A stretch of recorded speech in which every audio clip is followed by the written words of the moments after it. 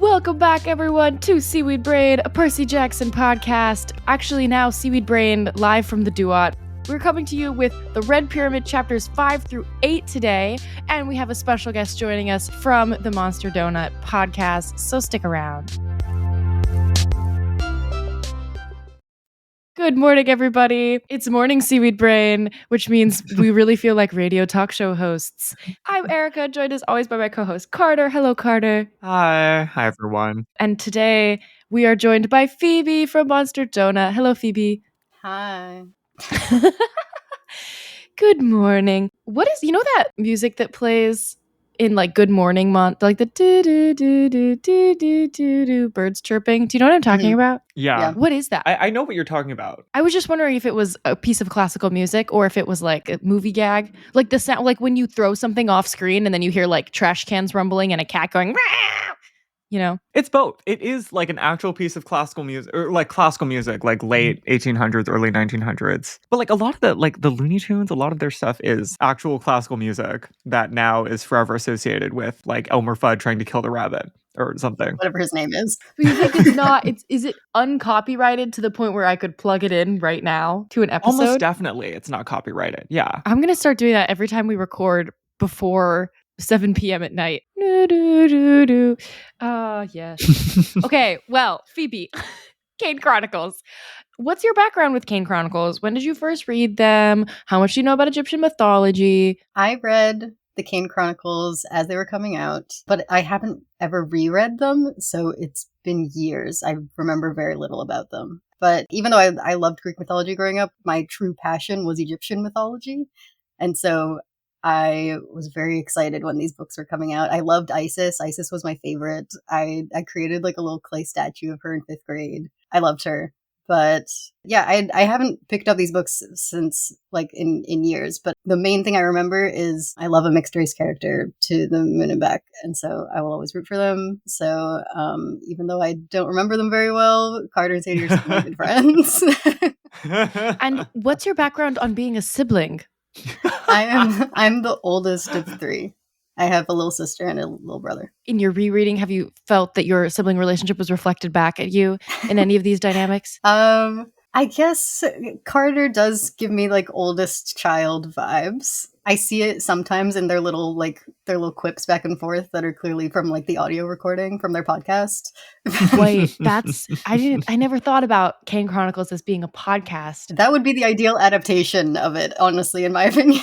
Yes! Radio drama. I was going to make comments about the audiobook later, but the audiobook is making some interesting choices in its dual narration. Because it's like each of the siblings narrating their own chapters, they do the voice of the other sibling in their own chapters. But Carter's narrator is doing a British voice for Sadie, and Sadie's narrator is not trying to do an American voice for Carter. And it's really funny. But I haven't decided yet if it works because it's like she wouldn't go to the effort of impersonating him, or if I'm like, no, I think she would do a really bad American accent and make him sound stupid. Yeah. I feel like we could have gone the extra mile with the framing device in the narration. Agreed. I think she would be mocking him. Yes, it's okay. It's because it's an audiobook, so it has to be very cut and dry. But if we did like a podcast radio play adaptation, it could be very entertaining. All right. So we've previously been doing 2 chapters an episode, and we were like, that's too little. That's too little. So now we're doing 4 chapters. So we're going to get some Carter and some Sadie today. We have lots of exposition, lots of mythology, lore dumping, and some more tying of the sibling relationship to the mechanics of the world, which is very exciting. Carter, where did we leave off? All right. We last left off in London. Julius Kane has just blown up the Rosetta Stone and disappeared. We've been questioned by the police about whether or not this was an act of terrorism. And we're now about to be whisked off to America by Amos, who we have also just found out is actually Julius's brother. And Carter and Sadie did not clock that until literally the last moments of chapter 4. That, I think, covers it. Is there anything else we wanted to harken back to? We hate Sadie's grandparents. We hate Sadie's grandparents, that's true. We just had a big argument with them. Who are also Carter's grandparents. Maybe not if you ask them. I don't know. They're shady. Yeah, we don't like them. We don't care for them. But we're not going to see them that much more this book because we're leaving London and going to America finally. And not just America. Brooklyn. Phoebe, did you ever theorize where in Brooklyn the house is? Oh, no, I haven't. I think we're continuing to make a strong case for like Red Hook, right? Are we? Wait, no. Okay. The book, we're going to get to this. It describes the boat crossing under the Williamsburg Bridge on the way there. So you think the house is in Williamsburg? It has to be in Williamsburg, right? Or like, let me not say too much. Like, I obviously don't know the finer points of Brooklyn geography, but I think roughly it has to be in Williamsburg because I can only assume that, like, when they're saying under the Williamsburg Bridge, they mean like from the ocean, right? Like, I mean, I guess there's magic. They could be going in the other direction, like down the East River out towards the Atlantic under the It's like Williamsburg Bridge. it's on the That water, doesn't seem right? plausible. So yeah, it's like along either, New York Harbor or the East River. I'm gonna. They said it's in a post-industrial area, but also they cross under the Williamsburg Bridge to get there. So those two things aren't like, I think to me, my conclusion was it's giving period piece. This is like Williamsburg in 2008 or something. But I don't know if that's plausible either because they started doing like residential development there like before then. Well, so right below Williamsburg is like Brooklyn Navy Yard area. Oh, And now it's like got like nightclubs and restaurants and like yeah. tech startup offices. But like plausibly period piece. Yeah. It didn't in like 2009. Yeah, it's maybe. literally just like the port of Brooklyn, like a bunch of piers. So I feel like that's where we're gonna put it. Literally call it Gee Ave, Gee Ave. I'm looking at Google Maps right now. That is where it is. If you are somebody who knows a lot about Brooklyn and you want to dispute that, please send us a message, or I'll Good make for it the Brooklyn house. Yeah. Probably their property values increased substantially over the intervening period of time, and that's probably very good for the 21st nome. Is that what they said? They might have to pay more taxes, but like ultimately they have like such a valuable asset to contribute to worldwide magicianhood or something. Well, I was like, do you Anyway. think they should sell at this point and move to like Jersey City? Well, no, because they have to be in the east. They have to be east of. They have to be Manhattan, east of right? the river. Should they go to Long Island? LIC, maybe? Oh my Many people are god! saying, or they can no, they should go north of that. They should go to I don't know, remember the name Astoria. They should go to Astoria and be by the Costco. There's like a lot of kids there now. Oh, they should absolutely go up to the Costco by the Socrates Sculpture Park and the Noguchi Museum. The Noguchi Museum, where Stanley Tucci wanted them to film The Devil Wears Prada. What? You can just say that and not explain it. In the work meeting in the middle of the movie. It's the only scene that Andy isn't in, and they're having a meeting where they're like planning the next editorial, and that's the only pitch that she likes is that Stanley Tucci's character says, "Let's film in the Noguchi Garden," and Miranda goes, "Somebody came to work today." Anyway, I've been watching so much. I literally fell asleep last night watching Ugly Betty. Good. Wow. All of which is to say, we're on the magic boat ride to America. It's a reed boat. It's like they're on the ferry.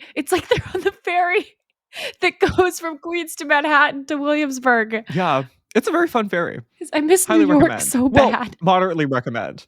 It can get a little bit seasick inducing at some parts, but delightful, fun, good time. They're on a reed boat from Amos. And this is our first introduction to the duat as an idea, because it's not named here, but it is definitely experienced. They're describing a tingle in the pit of your stomach where the roller coaster is about to go into free fall, but that continues. You weren't falling, the feeling doesn't go away. Astounding speed, things are blurring. That is stunning. Strange sounds echoing. I love that. Distant screams. That's so evocative and also fascinating because the feeling that you get when you drop, like that has to do with your velocity changing. So that's like an actual sensation that you'll feel, that like dropping thing. But the feeling you get before then is just anxiety. So it's just like you're anxious. The duat is an anxious place.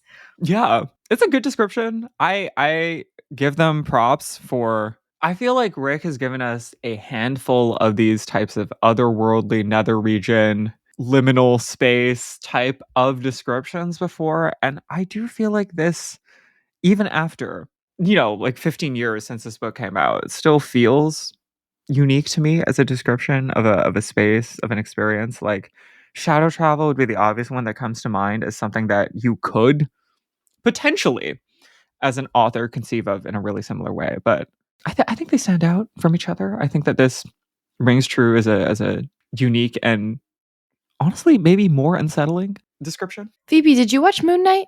I did watch Moon Knight. I love Carter, Moon did you Knight. watch Moon Knight? I did watch Moon Knight. Okay, yeah, because I feel like all of the imagery is gonna blur together with like the CGI of Moon Knight for me, and that's kind of what I'm picturing now. Have you guys read the King Chronicles short stories? Like Son of Sobek? Yeah, Not for a long time. because like that's my most recent experience with them because we reread them for the podcast. Mm-hmm. I'm excited to like actually reread the King Chronicles and see how different characters describe the duet, because the way the duet is described by different characters in the short stories feels different from this, and it's interesting how different people experience the duet because it's not always exactly the same. Oh, Carter is an anxious king. Right, this is how Carter experiences it, but Congruent with his character so far, I would say. Yeah. Yeah, I would say so as well. So we've done that. We are extraordinarily quickly in New York, sailing under the Williamsburg Bridge. And there is apparently Egyptian lore about always wanting to be on the east side of the river. But we're expanding upon that. It's not just like a superstition that the Faust know about and that Amos knows about. He also says, quote, Manhattan has other problems, other gods. It's best we stay separate. This blew my mind when I was, 11? It was very gaggy as an elementary school student. But keep in mind, remember, like, we recently talked to an 11-year-old child on this podcast, so I feel really exceptionally old. But this is, mind you, this predates the Marvel Cinematic Universe. You know, Exactly. like this was. That's what I was gonna say. The only gag that we had that was similar to this was the That's So Sweet Life of Hannah Montana. Well, okay. Obviously, the Marvel Cinematic Universe is predated by actual comic book multiverses I don't in think so. superhero comics, in among certain like mangakas work. But yes, it was revolutionary. For my young life, that was the only comparison. Yes. We find out that New York is a 21st gnome. This, I had a lot of questions about this. There are 360 gnomes. The first gnome is obviously Egypt. This numbering convention, what do we think is T? Why do we think it is that the 21st gnome is in New York, given that we would expect probably that they would be numbered like in order? Or maybe that's not true at all. Maybe they're not numbering them in order. Is the implication supposed to be like pre-1492 contact by Egyptians in America? Is the implication supposed to be New York is re-important, so we just like redid our little order afterwards to reflect that New York is important and that whatever Kansas is the 359th gnome or something. Do you think Kansas even gets a gnome? No. Yeah, maybe the plains between Colorado and whatever Indiana is like 359th gnome. I was curious whether the answer might be in like what the original 21st gnome was, like in Egypt. And so I Googled it and found that there were kind of two potential answers, if that was the answer, because there were 20 gnomes in Lower Egypt and then 22 gnomes in Upper Egypt. So if you started with Lower Egypt, the first gnome in Upper Egypt would be 21. But if you started with Upper Egypt, the 21st gnome there would be 21.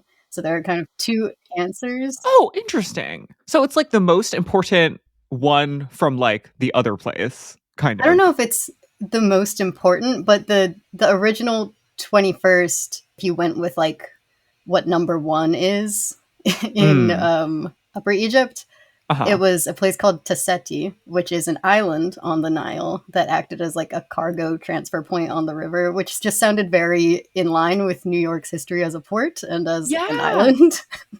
Okay. And then option 2 was Naart Petet, which was known to the Greeks as Crocodilopolis, which is just funnier. So I like that one. Yeah, and we do have a crocodile, so that makes sense. But I mean, that might be the answer, is that like the original 21st was like a port on an island in the middle of the river. That makes sense. Yeah. That seems like also like so in line with what Rick would be like, nah, it's a port on an island in the river. As he's writing, you know? That's how I imagine. I bet that is what he sounds like, yeah. But that doesn't answer what comes after like 42 or whatever. We're going to continually get rolled out the rest of them. We're going to get like, I think like we will have names for us like London, like Moscow, Paris, right? We'll be traveling over the course of the next 3 books. And those numbers will basically just be random because, of course, New York is more important than those places. If it were about transatlantic contact, this would be really funny because Magnus Chase, of course, is about a conspiracy theory about pre-Columbian transatlantic contact. And it would be so funny if Rick planted Easter eggs for that in the Kane Chronicles and was implicitly saying, actually, across every book series I'm writing, there's going to be a conspiracy theory or AU about somebody else getting About to Vikings New York landing in early. Boston. Yeah. Yeah. Anyway, we're in maybe Williamsburg. We're at the mansion. It's a cross between a modern museum and an ancient temple. How do we feel about this? I had some thoughts and feelings about this. I simultaneously was like, as a child, and like even now to a certain extent, if I'm just imagining like new construction in Brooklyn, that is kind of always what I'm envisioning, something that like simultaneously looks old and new because there's like exposed masonry or brick, but also there's like tons of glass and Mhm. steel and new finishes. Mhm. However, I do also have to ask if we think that this is maybe playing into certain ideas about Egypt as simultaneously existing as a relic and an artifact for consumption by people who are outside of Egypt, and that this is maybe a conceptualization of Egypt that implicitly is like feeding into those ideas and the children reading this book, that like we should think about Yeah. Egypt as either a museum or something that's old and ruined and falling apart. Yeah, because it's not just like a modern building, it's specifically a modern museum, which feels like Yeah. a specific choice to not make it like a modern building and an ancient temple. It's both a place for like Yeah. that houses the ancients and also an ancient place. Yeah, Mhm. because in Percy Jackson, we do start in a museum, but then Camp Half-Blood is not described as being museum-like. Yeah. That is interesting. I wouldn't have picked up on that if you didn't mention it. That being said, no shade to Camp Half Blood, but this is it. The house, Brooklyn House, is if you were to choose to live somewhere, I think definitely this one's winning out. We have architecture, we have in the city instead of on the Long Island Railroad. Forbidden libraries. Forbidden libraries. The library sounds sick. Statues, having your own room. Yeah. Wow. And I just can't wait for, I don't know, when 2070, when we have the Riordan verse theme park and you can like go into the fake Empire State Building up to Mount Olympus, but then you can also like you cross through the Brooklyn House campus before you get to Camp Half-Blood, you know? Mhm. Like you're going through Brooklyn and then you get to Camp Half-Blood. And even though it's a theme park, the Brooklyn House is literally just like a museum about ancient Egypt. Yes, and you like you walk through it and then like, oh, you ride the doo-wop ride. You ride the doo-wop ride. It's gonna Mhm. be very exciting. Okay, I'm seeing the vision. This is what they should be doing with Disneyland Forward. That huge expansion of Disneyland that they have planned. It should all be a Riordanverse. Many people are saying, "Hey, Disney, what is the IP of the future?" They need to acquire Kane Chronicles first. That's the first step. They still don't have Kane Chronicles. But like they definitely have the book rights. Is it not like are theme park rights not part of general publishing? I don't. Wow, many Wow. We should questions. have Do asked you think Stephanie it's like? Wow. Anyway, we're at the Brooklyn House, which we get into because Carter does like a thing that is confusing and that gags Amos a bit. But like Amos doesn't open the door for them; it's a magic door, and Carter does like a thing with his hand. And he's like sort of like pushes up, and then the door goes away. It's like force powers. Yeah. It seems like force powers. We don't really know what's going on. And this is also like so far from what we've seen in the magic system, we don't really have a precedent for this. We've seen wands, we've seen people writing things. We've Yeah. seen Sadie maybe having like literacy unexpectedly. This one's new. Um, okay. Okay. We're gonna get a lot of lore drops in these few chapters. This is our first big lore drop in the form of an extended kind of conversation. There's some personality. I'm having fun. It is a big lore drop. What do we need to get out of this lore drop? A lot of this is about the depictions of gods in ancient Egypt. For even lay people, you may have a recollection of seeing the gods of ancient Egypt depicted as having the bodies of humans and the heads of animals, and also generally being depicted with certain combinations of front facing and profile features. Like generally these depictions will have the animal head in profile, they will have the shoulders front on facing the person, they will have the legs also in profile with one leg in front of the other, but like normally hips will also be front facing. It's very interesting. And the book is offering us some in-universe book lore that we're going to use as our interpretive frame for this, which is, quote, the gods could appear in many forms, usually fully human or fully animal, but occasionally as a hybrid form like this. They are primal forces, you understand, a sort of bridge between humanity and nature. They are depicted with animal heads to show that they exist in two different worlds at once. Do you understand? So that's what we're doing in the books. I think the natural follow-up question is like, is this what the scholarly community thinks was the way that Egyptians thought about their gods? And is that the reasoning that they had behind these depictions? I think the short answer is that this is the kind of thing that's difficult to conclude from the archaeological record, because I think in general, when people were depicting the gods and when they were writing about them, even if they were speaking about these things metaphorically, they would use the metaphors in all the writing in stone that would have been preserved. So it seems like an issue that is like not completely settled in the literature, but this interpretation, I'm led to believe, is a fairly popular or common one, that basically this depiction is meant to capture all of the aspects of the gods simultaneously, rather than to posit that they specifically would have animal heads and human bodies most or all of the time.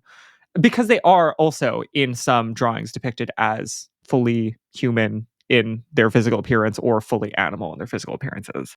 How do we feel about this? This is also one of those situations where I think that there is something to be said about, like, it's a popular scholarly adaptation, but also when Amos said it, it gives us an idea of the gods that kind of almost undercuts his point. Where when we will see them, most of the time they will either be fully animal or fully human, and Amos is just telling us, like, when you think of the gods as either being just fully animal or just fully human at any given time, that kind of makes them more tractable. That like detracts from this idea that they are a bridge between two worlds that is meant to expand your mind about what is possible and the connections between divinity and nature and humanity.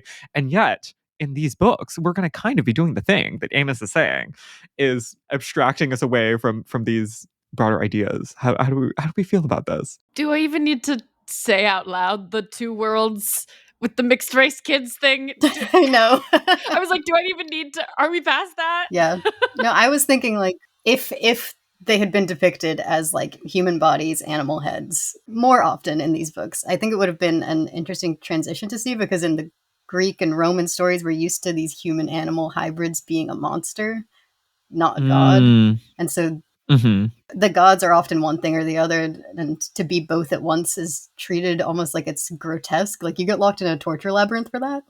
Yeah. So seeing this like stark difference in the way that these creatures are understood in Egyptian mythology, and using that to other them as gods to respect rather than other them as like monsters to kill, I think that would have been like a really neat sort of discovery of like this kind of thing can be really beautiful and powerful to exist in between worlds or in both worlds at once. Again, not to make everything about being a mixed kid, but I feel like this is an avenue to explore.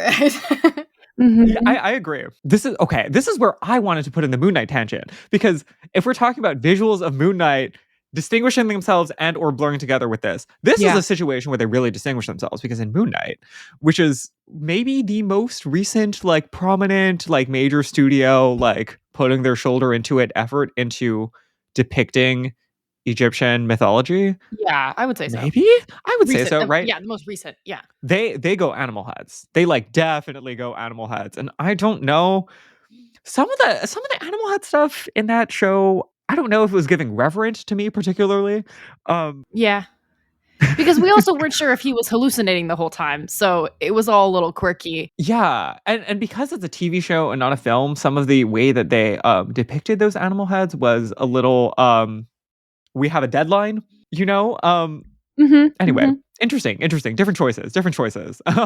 Where does that leave us? At this point, we're just familiarizing ourselves with the Brooklyn house. We meet Khufu the baboon, who is Carter, you don't want to do a tangent on the Hawaiian gods? It's in the outline. Okay. Well, yeah, we'll do the brief tangent on the Hawaiian gods. This is okay. As a kid, I think this is what I was bringing in when Amos said this thing about the gods kind of having these seamless transitions between these different forms.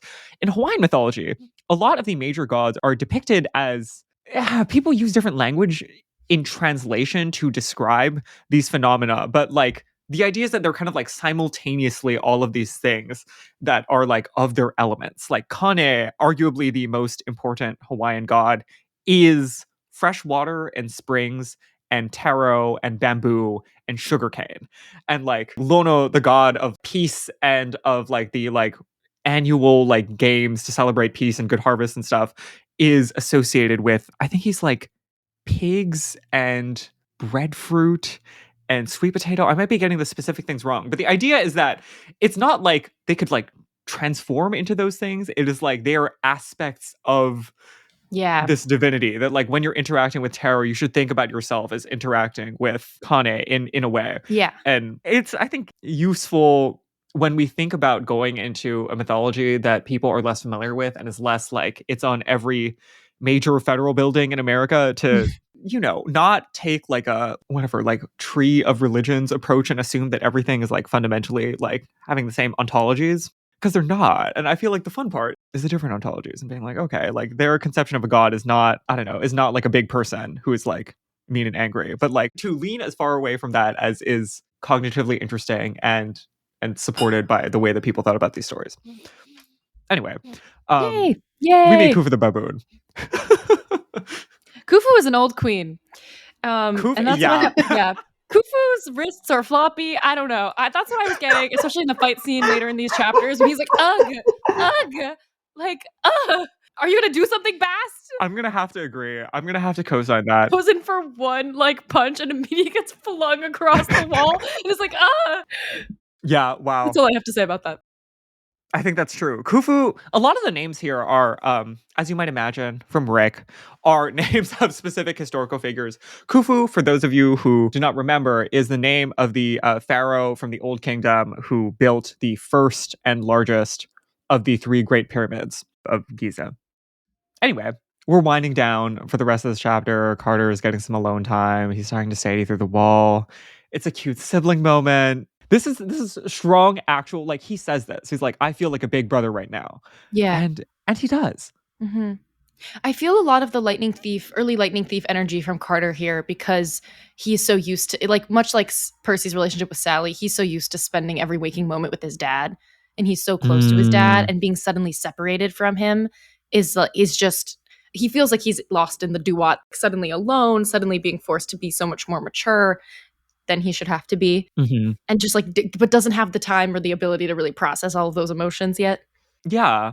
And isn't giving himself the space to process those emotions in large part because he feels a responsibility to Sadie and to, you know, be the older sibling, but also be in a lot of ways like the person who like knows more about Egyptian history and such. Should we read the quote?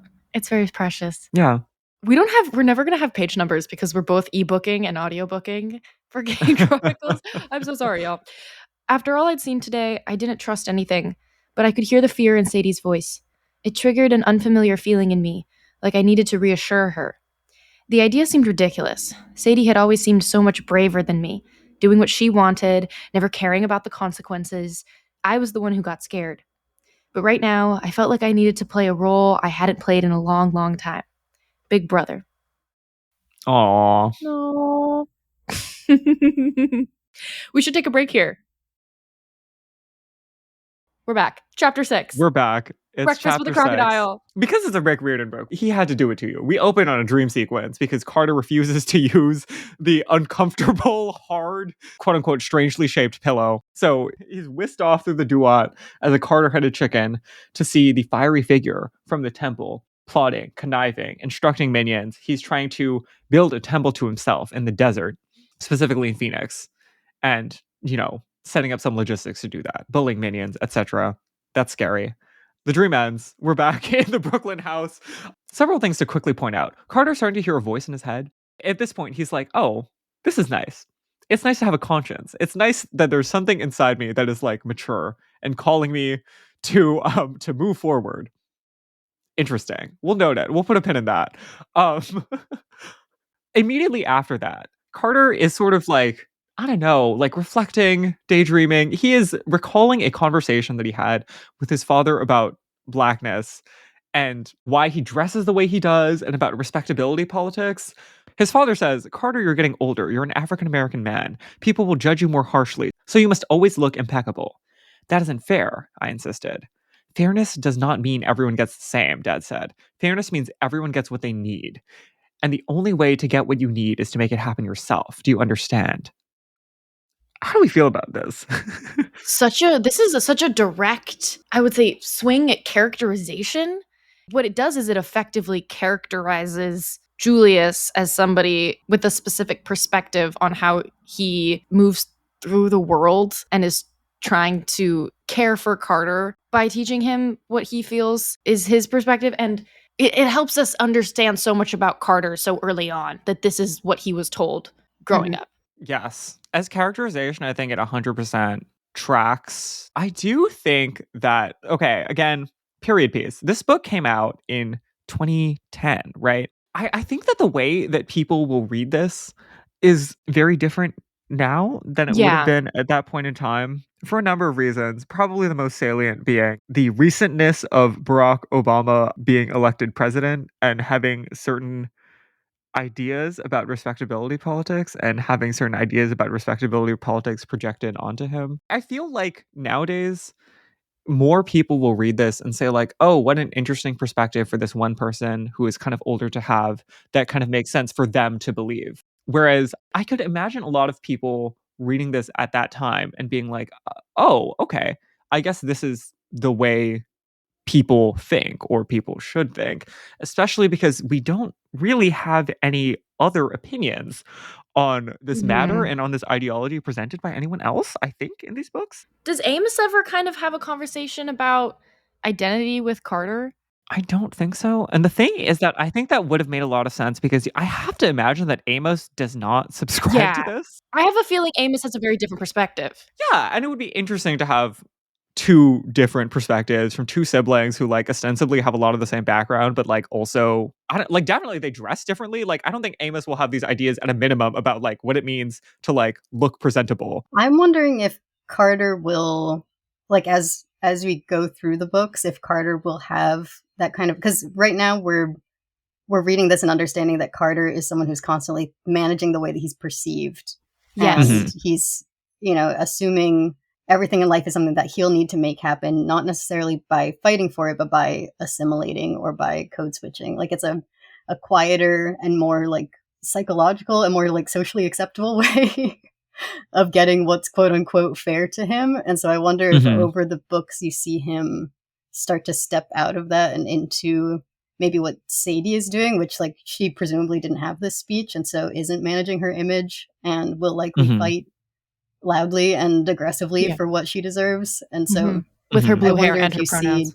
Right, and her pronouns. And I feel like I wonder if Carter, you'll see him kind of grow out of that mentality that his dad put into him, and if that's kind of where you'll see that conversation develop. Not like, maybe not intentionally, but yeah, I don't remember there being another like conversation where we sort of bookend this and be like, remember this? Well, this is a different way of looking at this that we're going to contrast. We may or may not pick one version over the other, but I do think it is true that we should, follow that space and like watch Carter have different ideas about respectability and presentation. And he does start to dress differently, I believe, by the end. Like he's not wearing the button-ups and the loafers anymore. I think they might be like colored button-ups or something, or like he'll like button them differently. I don't know. I have like a vague memory that like Carter does he like changes some things up and like is more open to glamour as the books progress. Carter Kane, hear me out. Carter, I don't know if this is gonna make any sense. Carter Kane is that boy in middle school and high school who wore hiking shoes every day, like energetically, because canonically he wears loafers, but I do energetically 100% know what you mean. He wore hiking boots and the same zip up jacket every day, Yes. Energetically. Yes. Legitimately, but energetically he had one button up that was once black and is now brown or green because he's been wearing it every day since like 4th grade. I do energetically know what you mean. And the jacket is like a little bit too big and it's like water resistant. And yeah.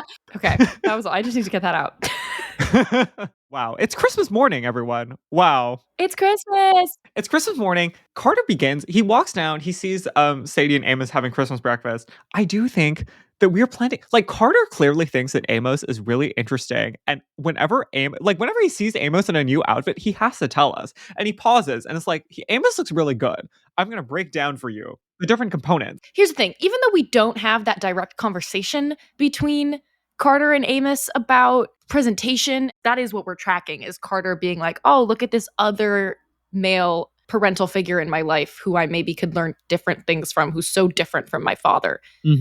Yeah, exactly. I can only imagine that Amos also is like, okay, we're early on in me and Carter having a relationship. I gotta suck it to him. I'm gonna give him a real ass fit so that we can move him along on his journey to understanding me and where I'm at. And I respect that. Yeah. Amos looked at that boy and he was like, this boy might as well be wearing hiking boots. I don't think so. It's true. We meet Philip, who is not an albino alligator, unfortunately, but an albino crocodile. I guess the rhyme scheme is better, but sorry to Beyonce for that missed opportunity. Philip would be a fan, though. Okay, so we have a lot more explanation. We're going to break this down into several different chunks. One piece of the explanation is Amos saying, quote, look at the pyramid on the $1 bill, which genuinely is hilarious. I really like Rick in his That's Riordan at its finest. That is Riordan verse at its finest.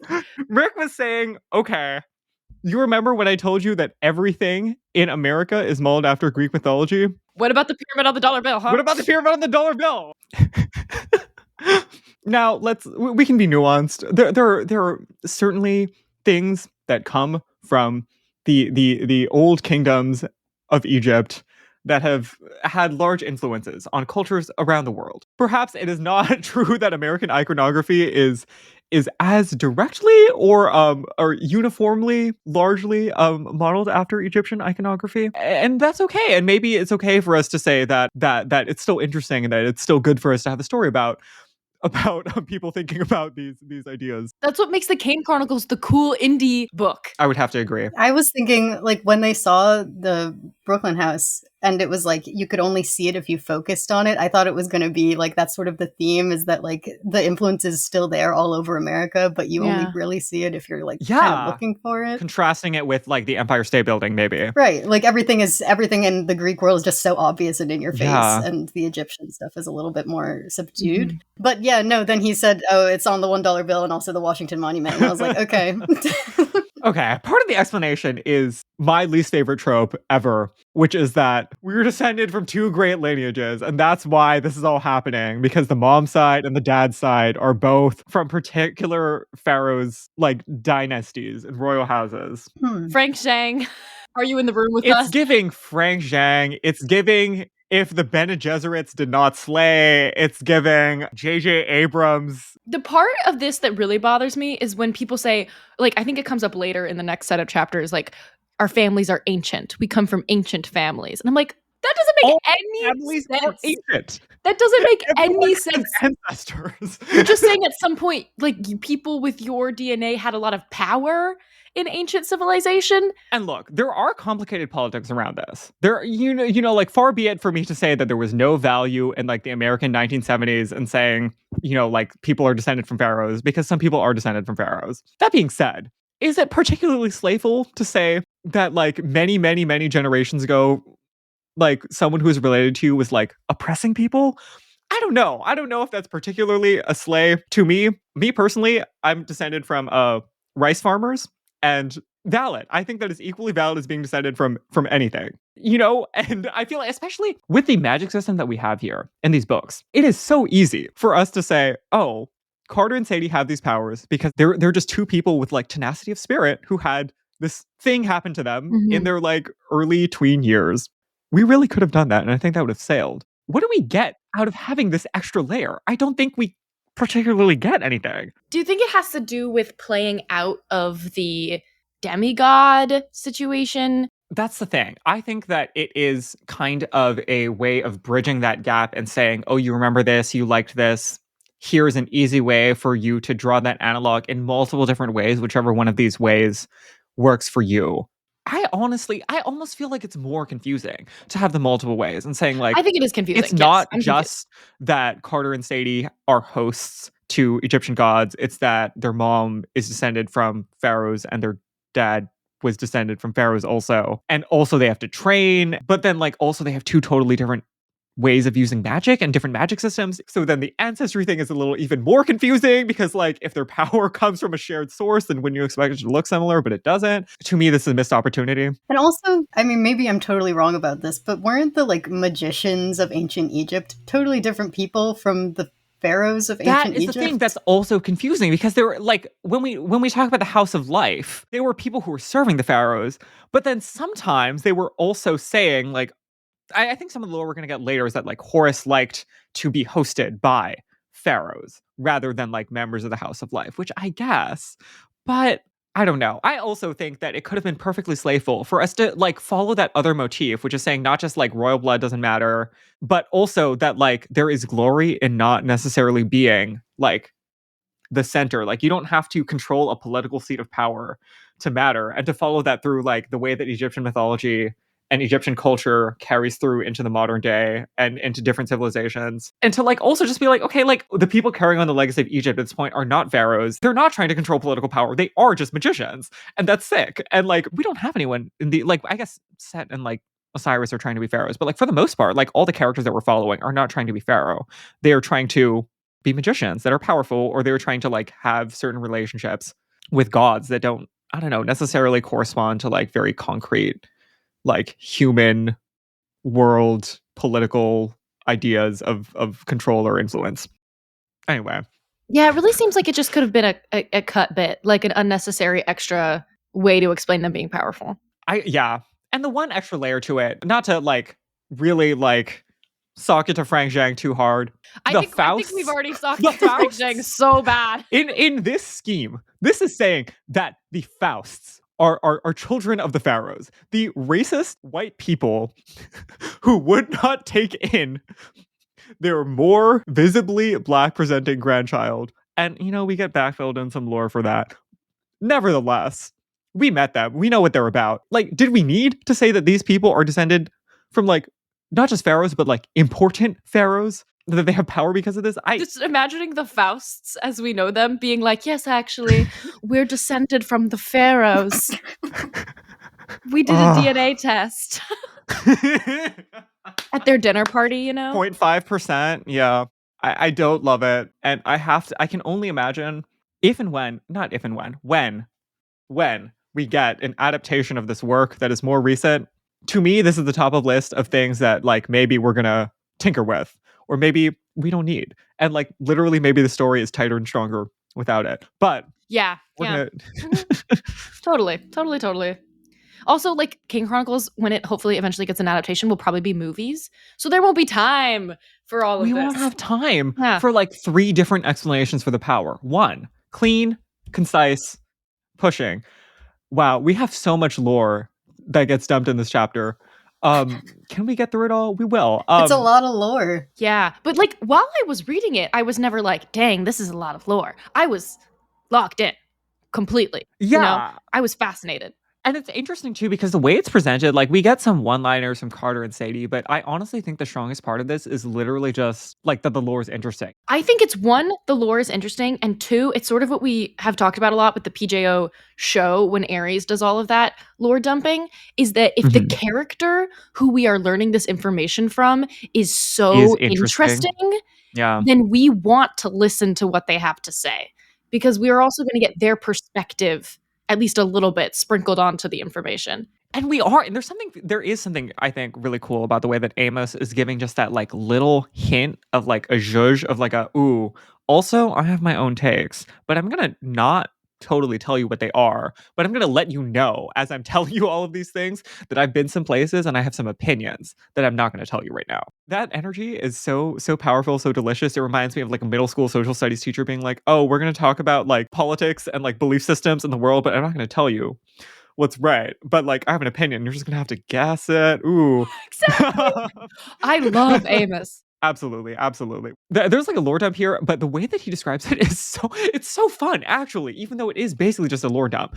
Quote, by the end of the ancient times, Egyptians had learned that their gods were not to be worshipped. They are powerful beings, primeval forces, but they are not divine in the sense one might think of God. They are created entities like mortals, only much more powerful. We can respect them, fear them, use their power, or even fight them to keep them under control. Fight gods? Sadie interrupted. Constantly, Amos assured her. But we don't worship them. Thoth taught us that. Is that sickening or what? I think this really blows Percy Jackson and the Olympians like out of the water in one sentence. Yeah. It's like, oh yeah, we knew that you should not be worshiping these fools. I love it. It is so powerful. It is so evocative. It gives us so much generative space within this world that is being built out to imagine all the things that have preceded the events of this story and all of the ways in which we are going to be expected to, challenge existing ideas and to go toe to toe with powerful entrenched entities. And the idea of fighting them to keep them under control specifically. I feel like the gods that we've fought, they've been some kind of threat that we have to take down, but we're not keeping them under control. We're keeping them maybe at bay for now so that we can complete the quest. Yeah. Exactly. This also coming off of the tales of PJO and going into Heroes of Olympus really reminds me of one of our favorite themes from Heroes of Olympus, which is just that like this is a constant.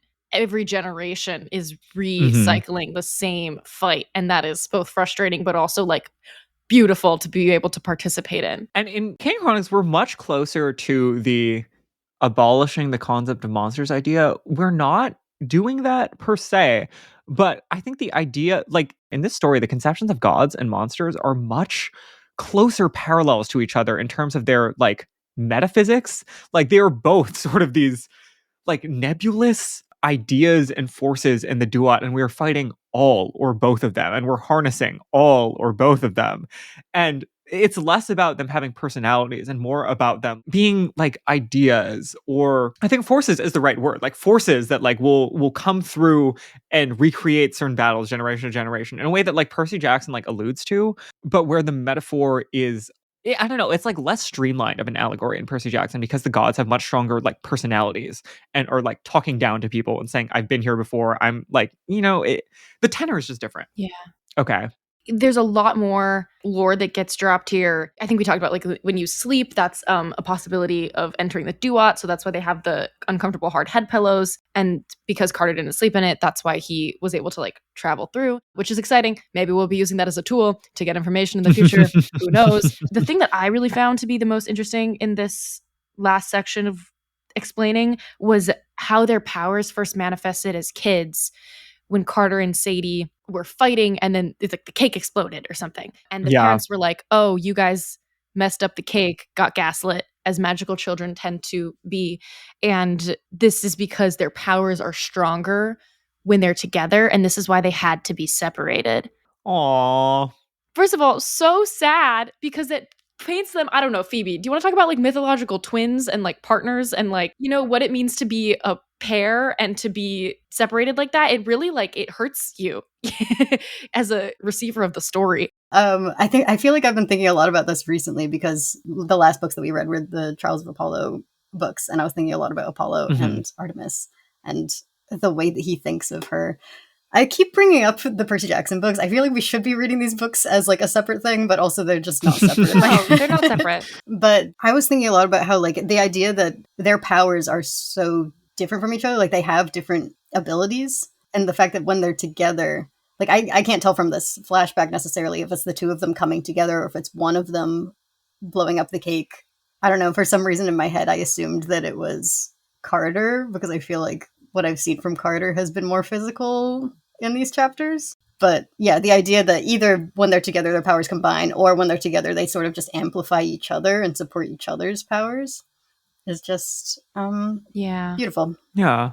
And that they were, I don't know, something about them being forcibly separated as kids is just so heartbreaking because it caused a divide between the two of them that may have never existed. Yeah. It's hard to read. And for Sadie, it's not just about her being separated from Carter. It's also an explanation for why she wasn't with her dad, which is something that she's had a lot of, unprocessed emotions about. Yeah. But also, how exciting that as their relationship grows stronger, their powers will also probably grow stronger. That's exciting storytelling to me. I'm very excited for it. Yes. There's like a whole bunch of other lore drops that we don't need to go into in detail. It's like a script-based magic system. Magic also is like in relics, which is why we did this whole Rosetta Stone thing. You might have been able to guess that. And the dad did summon Osiris along with accidentally 4 other gods. I don't think we've named any other gods yet. And the reason why is maybe at this point, this is actually important to talk about. The idea at this point we're led to believe is probably that he summoned Osiris to try to bring their mom back from the dead. Mhm. Which is fascinating. And it is laid out for us that, like, even though this is something that might be inadvisable, it is definitely not impossible. And Sounds like we're gonna do it. yeah, how fascinating. We have a character here who seems unwilling to follow rules, to be a contrarian at all costs, and who really wants misses to their eat her mom. Yeah, we have that, and we also have like a lot of like backstory about like the mom's death. Not a lot of backstory. We get some backstory about the mom's death, which is that she and their father tried to summon a god, which is illegal now. But that's so cute of them. Oh, isn't it? Wow. I love marriages where they're also coworkers. Where they're coworkers and like doing illegal stuff together. And like helping each other with their research. Oh, it's a dream. Yes. I love that summoning a god is illegal. Like, you get banished for that. Do not do that. Yes. That as a piece of lore is also new. We're led to believe that this is a thing that happened a lot in the old days, but has been illegal for modern history, basically. This is a law enforced by the House of Life, which is the like Magician's Guild, basically. And the House of Life also is like, doesn't like us and is like maybe following us. I think that's all the lore. Right. But apparently bringing someone back from the dead, that's, maybe don't, but like, can go for it if you want. Yeah, like your magic, like do whatever you want, I guess. Like, do not at all ever bring back one of the gods. But like, if you want to bring someone back from the dead, like that's sure. We failed so bad at doing 4 chapters, and we were talking such big game about how 2 chapters was too short. But these were long chapters, so that's okay. We'll see what happens next time. They were lore heavy. There was a lot to discuss. When we end here, Amos is actually leaving the kids, which is so stressful because it's like, we just found another, adult parental figure who knows things about the world, but obviously that would be too easy. So he needs to disappear for a bit. And the kids are going to break into the Forbidden Library, which is could be seen as a Sadie impression and not a Hermione impression. So let's go with that. And Phoebe, thank you for joining us here today. We feel as though, despite the great popularity of these books, the youth are not picking them up as much as they should be, the Gen Alpha or whomsoever they are. So why would you say people must read the Kane Chronicles? I think the writing style is really charming. Like, the idea of them speaking into a microphone is a lot of fun. If you like listening to podcasts, I mean, it's kind of like reading a podcast. And I think one of Rick's best short stories is the 3rd of the Kane Chronicles short stories. And if you haven't read the Kane Chronicles, I mean, you can't read it. You're not going to understand it on that level. I think you need to read the Kane Chronicles so that you can have that short story in your life. Would that be the Percy and Annabeth one, perchance? That would be the Percy and Annabeth one. Yay! Oh, right. This has been great. Carter, I've learned so much from you, as always, in this episode. And Phoebe, where can people find you and Monster Donut? People can find me at Dramaturg on Twitter, which is spelled draw like with a pencil. Maturg. And I'm on Instagram at PHOJOCO. And you can find Monster Donut at PJOPod on Twitter, Instagram, and TikTok. Do you want to also drop your YouTube channel? Because we have referenced your video, like at least one of your video essays before. I think there's only one video essay. I mean, I've only made one video essay. Yeah, you can find that. What is my YouTube username? Is it Fojo? I think it is. I think it is also PHOJOCO.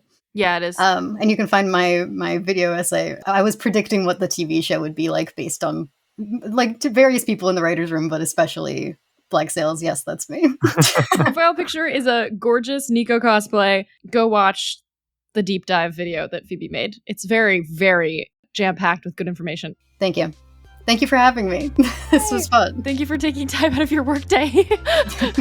Gladly. All right, everybody. Who knows if we'll do 2 or 4 chapters next week? Stay tuned. Stick around. Thank you for being here. Yay, the Kane Chronicles is so fun and exciting. We love Brooklyn. All right, see you guys next time. Bye.